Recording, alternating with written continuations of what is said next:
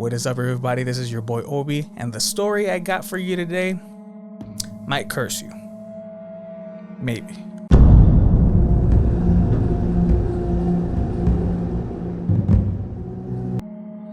This took place back in 2008 in Chihuahua, Mexico, where a radio host by the name of Angel Ordóñez had a Halloween night special set up. He opened the phone line to the public so people can call in and share their paranormal stories. The night was going well until a woman called in asking for help. Hace como 5 meses, mi hija Natalia pues empezó rara. Bueno, hoy no te quería decir el nombre, pero pues ya lo pronuncié. Vamos, no importa. Vamos, no, sí, sígueme platicando. Sí, mira, empezó a comportarse bien raro. The mother explains how her teenage daughter started to change, and not for the better. She started to dress differently, her grades suddenly started to drop, and the girls that she was hanging out with weren't that good of friends. The mother then goes on and tells the host how she was called into school because her daughter was caught, along with her friends, doing something disturbing. Y pues nos estaban diciendo de que las encontraron pues jugando a la ouija y que tenían fotos de los maestros y de alumnos, así como si estuvieran haciendo brujerías. No sé, la verdad eso me dio mucho miedo y me desconcertó. A couple of days later, the mother started cleaning the house, and especially the daughter's room. She noticed that her daughter no longer cared about hygiene or keeping her room clean. As the mother moved on to the daughter's closet, she came across something pretty morbid. There was a picture of the father, and the picture was surrounded by black candles. Unfortunately, the daughter walks in, and this is where it kind of gets bad. Y en eso ella entró y me amenazó, me gritó horrible, me dijo muchas cosas, groserías, me amenazó con el cuchillo, me dijo que yo había matado a su papá. Yo le decía, no hija, no entiende, tu papá está fuera de aquí, yo no lo he matado, tu papá no está muerto. Y como que ella se resistía y... After what felt like hours, the confrontation came to an end when they were both overwhelmed by a sense of silence and peace. And then suddenly the daughter came to her senses. The mother then rushed over to her, hugged her, and suggested that they threw away the board. After doing so, they both hugged each other and started praying. A beautiful moment that didn't last that long. Otra vez como que se transformó, me quería golpear, no sé, como que me quería matar, me quería hacer daño. Yo salí corriendo a mi recámara, me encerré, me decía que me odiaba, decía que yo iba a morir, que porque yo había matado a su padre. No, me siento bien mal, siento. The host then asked the mother why hasn't she sought help from the church, which she responds that she has. It turns out that she had a priest come over to the house to try to bless it.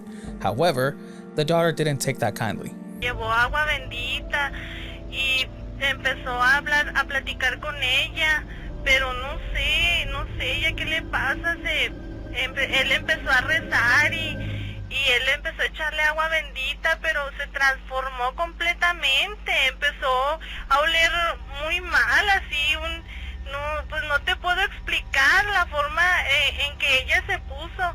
There is a point where the mother is telling this part of the story, but you suddenly hear the daughter in the background starting to scream. If you thought this was bad, wait until you hear what the daughter tells the host and the listeners. Señora, ¡Qué miedo! ¡Que alguien me ayude, Señora. por favor! ¡Hija, qué tienes! ¡Ay, qué es eso! ¡No hagas eso! Señora, por un momento, señora, ¡No, déjalo! Victoria, señora, bueno señora. ¡Cállate, pendeja! Señora, ¿estás bien? Señora, ¡No te metas, señora. pendejo! Tú y todos los que escuchan van a morir. The line suddenly dropped after that. However, back in the studio, the host had suddenly fainted. The rest of the crew at the radio station had to go into the booth because the host was unconscious on the floor. However, this is not the worst part. This is where things got weird for the radio host, because after this phone call, his personality completely changed. Not only did he become a really cold person, but also a bit misogynistic in a lot of his shows. He started to bring up topics as to why men are better than women, why women are worthless, and, well, you get the gist of it. It wasn't until 2 years later when the host was arrested. It turns out that this whole time he was dating a 15-year-old, obviously something that's against the law, but he didn't really care about that. The 15-year-old girl had broken up with him due to how controlling he had become, and also a bit violent. Angel, who is the host, ended up convincing the girlfriend, well, the ex-girlfriend, to pay him one last visit, one last night together, as they were gonna soon drift apart after that. The only problem is that he completely lied about that, and unfortunately, she agreed to it. Angel confronted the girl about the breakup, and honestly, she didn't like that, so she decided to leave. However, he overpowers her and essayed her. He then forces her to be on camera. This mainly so she can record herself acting out like if she was filming an unaliving video. He was trying to cover it up. However, she refused. Unfortunately, this puts him in a state of rage, and he goes on to beat her and strangle her with the cables of his microphone. After the girl was no longer breathing, he proceeds to essay her again. Angel tried to take the easy way out and try to unalive himself by taking some pills. However, towards the end, when they were kind of taking effect, he calls the police asking for help because he no longer wanted to unalive himself. This put him in a 2-day coma. In the police report, the police stated that this was a crime scene that they had never experienced before.